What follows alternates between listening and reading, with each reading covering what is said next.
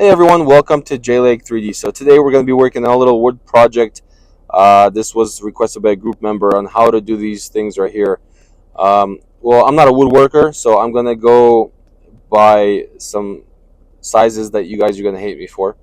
But I know that when you buy like a 2x4, it's actually not 2x4 inches, it's slightly smaller. So bear in mind that part. But in terms of woodworking, I'm going to show you how to do this project here in Shapr, and that's, I think, what's most important in this case. So we're going to start off by sketching a circle. Let's make it a let's see, let's change to feet first, and let's make it a 4-foot table. There we go, 4 feet diameter over here. Let's go ahead and extrude that, change it to inches, make it 2 inches just right off the bat, so we have a nice visual to work with. Make it 0.5 fillet, and then we go on the bottom and we sketch a circle of 24 inches. I'm not sure what happened there. That must be an old sketch or what. Let's make this 24 inches. Okay, and then what we're going to do is we're going to lower this sketch, making sure you copy it, by 32 inches. I think that's a standard height if I'm not mistaken. But let's go ahead and make this circle 32 inches as well. Okay, now we have a slight visual. All right, let's go ahead and double click on that bottom circle, make section view on the bottom here, over here, so that you can see what you're working on. And then we're going to draw a 1x6. So let's make a guideline here. All right, so this will be 6 inches by 1 inch by 6 by 1. And then we are going to turn off section view so we can see what we're doing.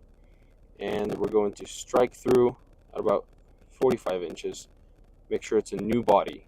All right. And then just for the visual effect, let's go ahead and select all, and or rather we can go to visual, then select all.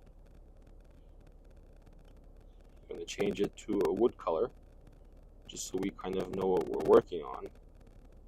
This works just fine. All right, and then now we go and we select this part and we move the axis point not to the circle, like you can see. If you go here, it'll go to the center. It went to the center. We want to select this edge here, so we're going to now rotate this by let's say 7 degrees, so it lines up with that circle. That way you can screw or hammer it in right with a nail. And then we're also going to then go here and go down just a little bit so that we can have a straight edge. So we want to match this plane with this plane, right? And we can accomplish that by replace face, except we can't do that on the sketch. So what we need to do is extrude that as a new body, and then replace the face. That way it's straight to the ground. That way you know the measurement that you're going to have to take when you're making your cuts, right? All right, you don't need this at the moment. That's going to be your frame. I'm not drawing the frame today, but for whatever you're going to use for your frame, you're going to need that. Keep in mind. Okay, once we have that, we need to subtract. Tools, subtract from this thing, right?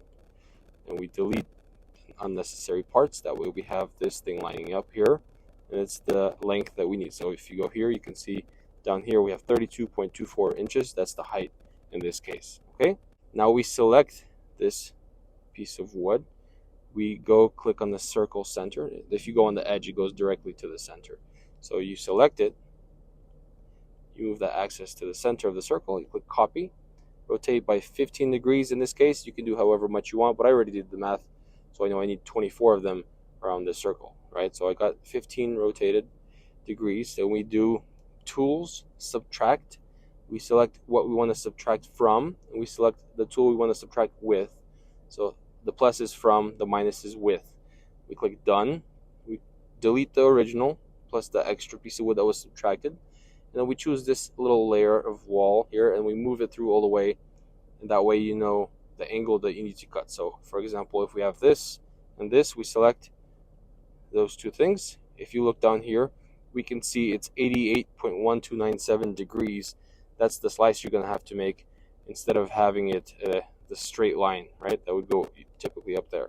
So now that we have that one, and like I said, I did the math, so we can use the pattern tool for this. We select the pattern tool, select the center, we rotate it, and select 360 degrees, and then we need 24 of them.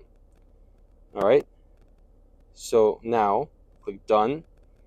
If we look down here, it goes around our circle. So imagine you had your frame there to hold it all in place, and then the same thing on the bottom. Imagine you had your frame there, it goes in place. Just make sure to account for the fact that when it's going up, it's slanted, so that your frame, if it's straight up, it's gonna impede that, right? So it's gonna be slightly off.